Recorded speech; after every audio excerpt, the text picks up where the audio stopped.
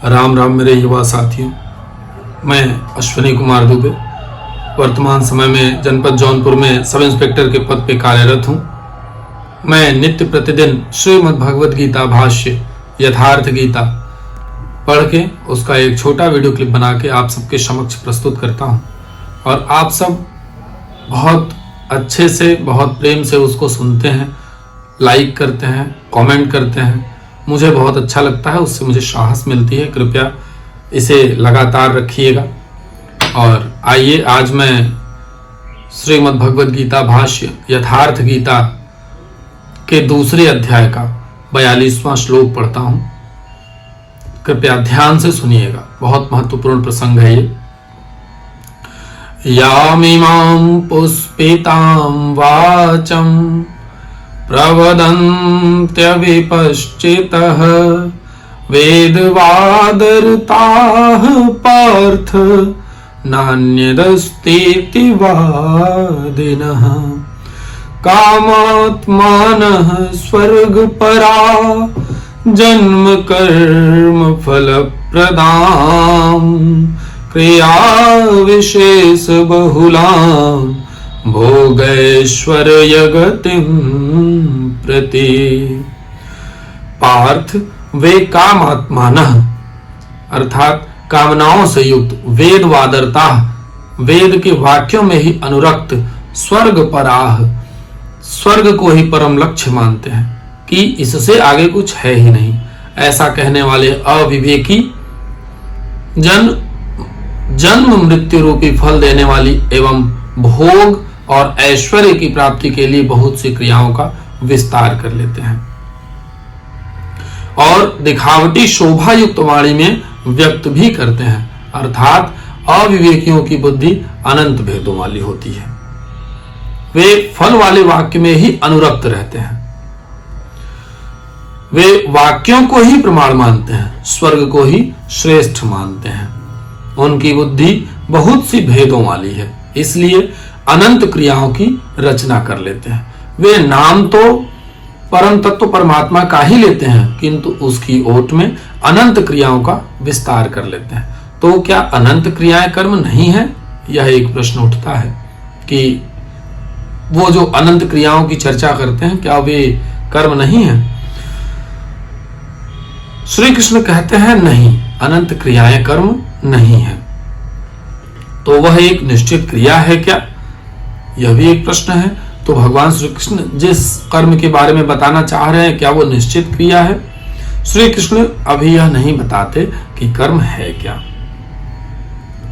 अभी तो केवल इतना कहते हैं कि अविवेकियों की बुद्धि अनंत शाखाओं वाली होती है, इसलिए वे अनंत क्रियाओं का विस्तार कर लेते हैं। वे केवल विस्तार ही नहीं करते, अपितु आलंकारिक शैली में उसे व्यक्त भी करते हैं। उसका प्रभाव क्या होता है? भोगैश्वर्य प्रसक्तानां तयापहृत चेतसां व्यवसायात्मिका बुद्धिः समाधौ न विधीयते। उनकी वाणी की छाप जिन जिनके चित्त पर पड़ जाती है अर्जुन, उनकी भी बुद्धि नष्ट हो जाती है, न कि वे कुछ पाते हैं। उस वाणी द्वारा हरे हुए चित्त वालों के और भोग ऐश्वर्य में आसक्ति वाले पुरुषों के अंतःकरण में क्रियात्मिका बुद्धि नहीं रह जाती। इष्ट में समाधिस्थ करने वाली निश्चयात्मक क्रिया उनमें नहीं रह जाती। ऐसे अविवेकियों की वाणी सुनता कौन है? भोग और ऐश्वर्य में आसक्ति वाले ही सुनते हैं, अधिकारी नहीं सुनता। ऐसे पुरुषों में सम और आदि तत्वों में प्रवेश दिलाने वाले निश्चयात्मक क्रिया से संयुक्त बुद्धि नहीं होती है। प्रश्न उठता है कि वेद वादरता, जो वेद के वचनों में अनुरक्त हैं, क्या वे भी भूल करते हैं? इस पर श्री कृष्ण कहते हैं, त्रैगुण्य विषया वेदा निस्त्रैगुण्यो भवार्जुन निर्द्वंद्वो नित्य सत्वस्थो निर्योगक्षेमात्मवान। अर्जुन, त्रैगुण्य विषया वेदा, वेद तीनों गुणों तक ही प्रकाशित करते हैं, इसके आगे का हाल वे नहीं जानते।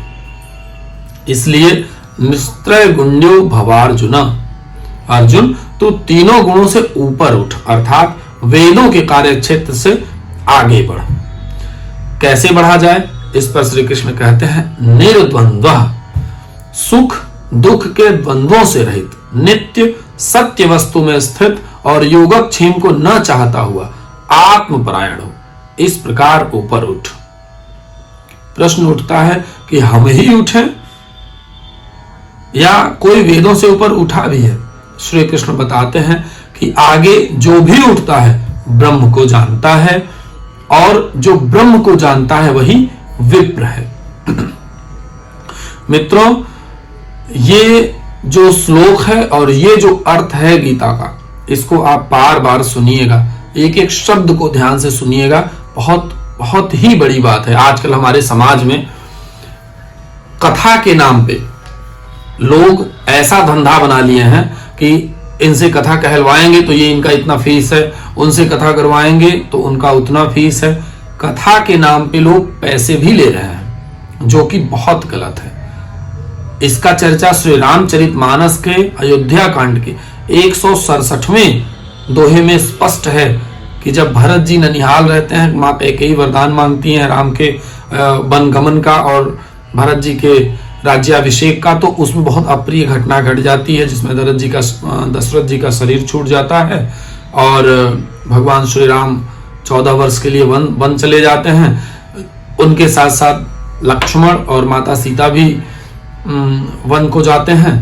तो ये इतनी बड़ी घटना थी अयोध्या के लिए कि शब्दों से उसे व्यक्त नहीं किया जा सकता। फिर भी भरत को इस बात की कोई जानकारी नहीं थी। भरत को गुप्तचर के रूप से माध्यम से सूचना दी गई और भरत को बुलवाया गया। भरत जब आते हैं तो अपने माँ कैकेयी से पूछते हैं, हाल बहुत बुरा है अयोध्या का, चारों तरफ वो देख रहे हैं, अंधेरा ही अंधेरा दिख रहा है, उदासी ही उदासी दिख रही है। माँ कैकेयी से पूछते हैं तो माँ कैकेयी तो बहुत गर्व से कहती है कि राम चले गए, 14 वर्ष का तुम्हें वनवास होगा, तुम्हारे पिताजी का शरीर छूट गया है, ये सब चीजें। तो भरत जी को बहुत बुरा लगता है। भरत जी मतलब बहुत ही ज्यादा अपशब्द का यूज करते हैं अपने माँ को, इवन त्याग भी देते हैं। मतलब भरत को इस बात का तनिक भी पता नहीं था कि ऐसी बात हो गई है। फिर वो माँ कौशल्या के पास जाते हैं, माँ कौशल्या को अपना प्रमाण देते हैं, अपने सही होने का प्रमाण देते हैं कि माता इसमें तनिक भी मेरा मत नहीं है, अगर इसमें मेरा जरा सा भी मत है तो उन्होंने कहा कि जे परिहरि हरिहर चरण भजहि भूत घनघोर तेहि कई गति मोहि देव विधि जौ जननी मत मोर। हे माता, जो भूत प्रेतों की पूजा करते हैं उनकी गति मेरी हो, अगर इसमें जरा सा भी मेरा मत हो, मेरी इच्छा हो तो। उसके बाद वो कहते हैं कि बेचहि बेदु धर्म दुहि लेहि पिसुन पराय पाप कहि देहि। जो वेदों के में जो वेद के वाक्यों को बेचते हैं, उसको दूह लेते हैं, वेद धर्म को धंधा बनाए हुए हैं, धर्म के नाम पर पैसे ले रहे हैं, उनकी जो दुर्गति होती है माता, वो मेरी दुर्गति हो। अर्थात जो कथावाचक पैसे लेते हैं उन और यहाँ पे इसी की चर्चा यहाँ पे है कि वेदवादरता, वेद के वाक्यों में ही जो अनुरक्त हैं उसके आगे की विद्या उनके पास है ही नहीं। जो कोई सच्चा सदगुरु या कोई सच्चे संत, कोई पारखी संत मिले तो वो बताएं कि वेदों के आगे क्या है। वो तो वेद के वाक्यों में ही अनुरक्त हैं, उनकी बुद्धि ही अनंत शाखाओं वाली है, अनंत क्रियाओं का विस्तार की रहती है, वही हमको बता देते हैं और वही हमारे भी बुद्धि पे छाप पड़ता है। तो इसीलिए भगवान कहते हैं कि उन अविवेकियों की बुद्धि जिन जिन के चित्त पे पड़ती है उनकी भी बुद्धि नष्ट हो जाती है। अर्थात जो कथा करता है वो तो अविवेकी है ही, भगवान कह रहे हैं, पैसे लेके अनंत क्रियाओं का जो रचना किए हुए हैं, और जो सुनता है उनकी बातों को, उसकी भी बुद्धि नष्ट हो जाती है। मेरे मित्रों, मेरे दोस्तों, मेरी भाइयों बहनों माताओं, मैं अपने मन से ये बात नहीं बोल रहा हूं, ये हमारे गीता में भी है और हमारे श्री रामचरितमानस में भी है। कृपया आप गीता पढ़ें, श्री रामचरितमानस पढ़ें, आप इन सब चीजों से एकदम अच्छे से रूबरू हो जाएंगे।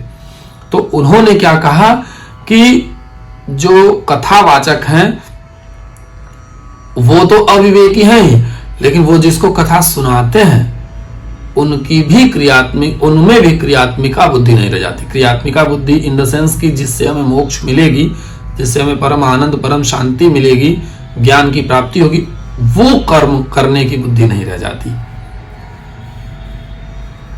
इसलिए उनको सुनता कौन है? उनको सुनते हैं सिर्फ अनाधिकारी, अधिकारी नहीं सुन पाते। अधिकारी इन द सेंस कि जो मोक्ष की कामना वाले होते हैं, जो आनंद की कामना वाले होते हैं, जो परम शांति, परम ज्ञान की कामना वाले होते हैं, वो वास्तविक अधिकारी हैं। वो इनके कथा को नहीं सुनते, उनको सुनते हैं केवल अनाधिकारी। और अनाधिकारी कौन है?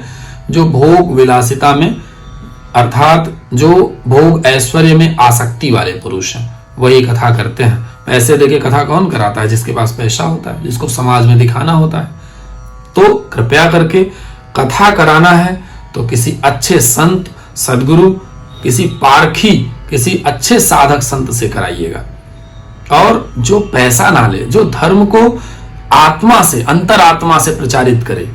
पैसे को लेके वो धंधा ना बनाए इस चीज को, उनसे आप कथा कराइएगा। मेरे दोस्तों, मेरे मित्रों, मैंने कुछ अपने मन से नहीं बोला है, बस मैंने वही बताया आपको जो सत्य है और जो करना चाहिए हम सब आपको। आप सभी को राम राम। आज का वीडियो मैं यहीं पे क्लोज करता हूं। अगर इसमें किसी को कुछ बुरा लगे तो मुझे माफ करिएगा। मैंने वही बोला है जो गीता में और श्री रामचरितमानस में है। ओम श्री सद्गुरुदेव भगवान की जय। राम राम मेरे मित्र।